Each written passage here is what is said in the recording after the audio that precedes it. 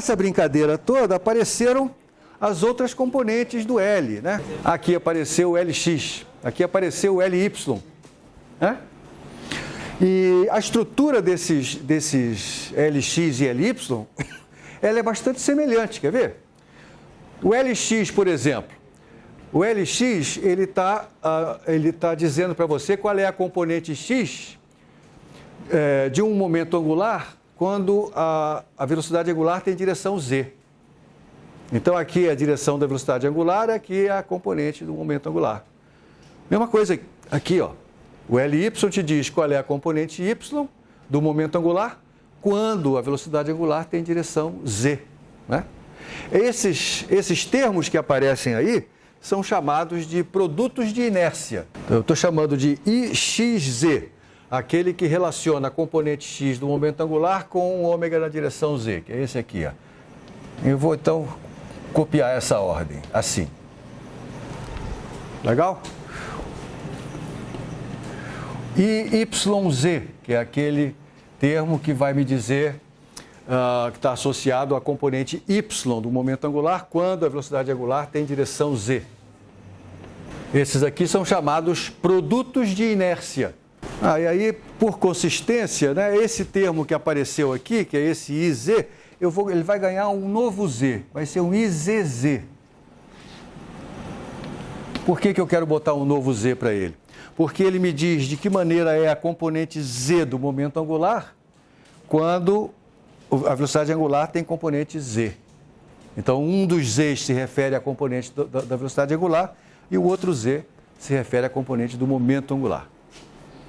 Então, em termos dessas definições, eu posso dizer que o vetor L, ele vai ser IXZ, X chapéu, mais YZ,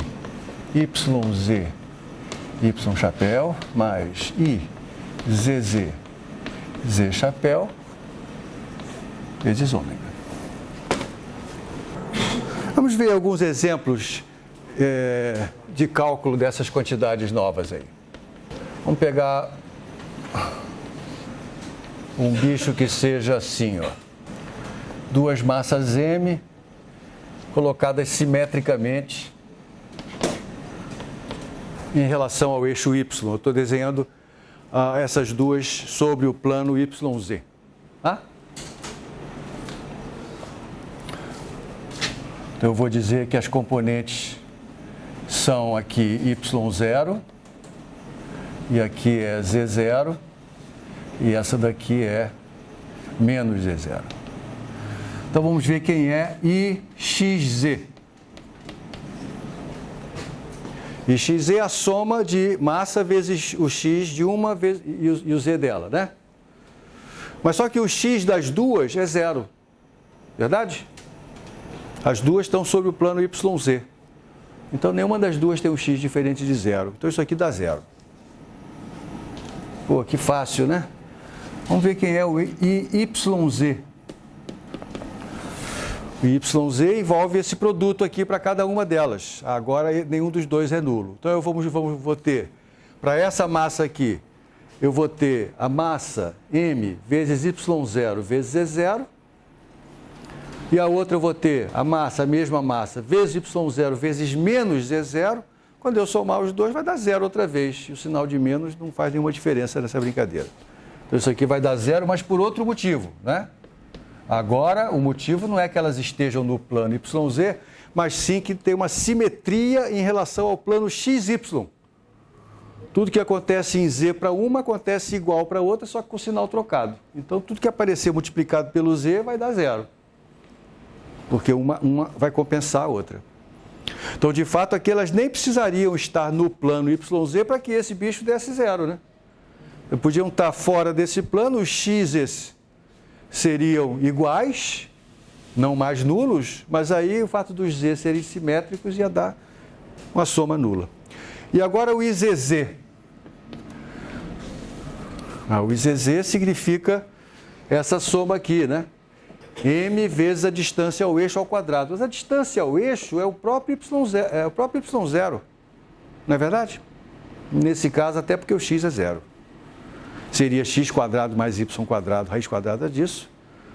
Mas o x é zero, então é só y quadrado, y0 quadrado. E aí, 2 vezes isso, porque tem 1 para cada massa. Então, vai dar 2 vezes m vezes y0 ao quadrado e, portanto,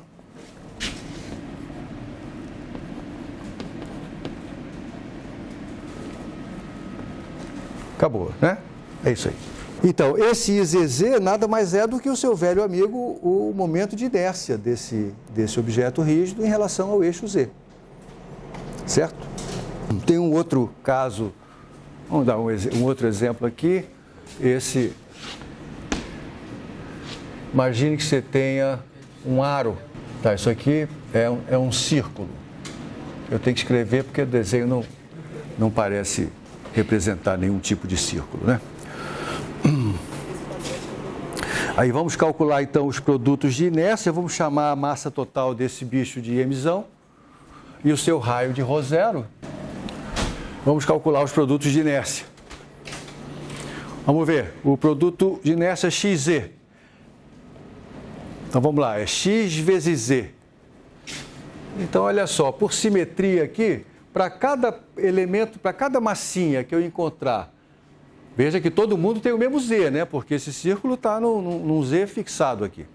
Para cada elemento de massa que eu encontrar num x positivo, eu vou encontrar o mesmo elemento de massa, um elemento de mesma massa, no x negativo. Nós temos simetria completa em relação ao plano YZ. Então, sempre que tiver um x positivo, vai ter um x igual, só que negativo.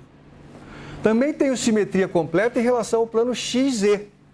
Isto é, sempre que eu encontrar um y positivo, eu vou encontrar um y negativo do outro lado com a mesma massa. Não é? Então, esses dois produtos aqui, que envolvem o z fixado e o x e o y variando, vão dar zero. Né? Então, para a gente examinar se isso aqui dá zero ou não, o que a gente tem que ver é se existe ou não simetria em relação ao plano YZ. E existe nesse caso. Para o segundo, se existe simetria em relação ao plano XZ. Também existe nesse caso. Então, os dois produtos de inércia são nulos. Então, mas o momento de inércia não é. E agora você pode dizer, mas aqui tem uma distribuição contínua de massa, mas toda essa massa está à mesma distância ρ0 do eixo. E o que eu tenho que fazer é somar. Não é o produto de massa pela distância ao eixo, todo mundo tem a mesma distância ao eixo, eu posso fatorar a distância ao eixo, fica a soma de todas as massas, que é a massa total. Então, isso aqui é m ρ0 ao quadrado, coisa que você já sabia também desde criancinha, né? O momento de inércia de um aro em relação ao eixo que passa pelo seu centro é uma massa total vezes o raio ao quadrado.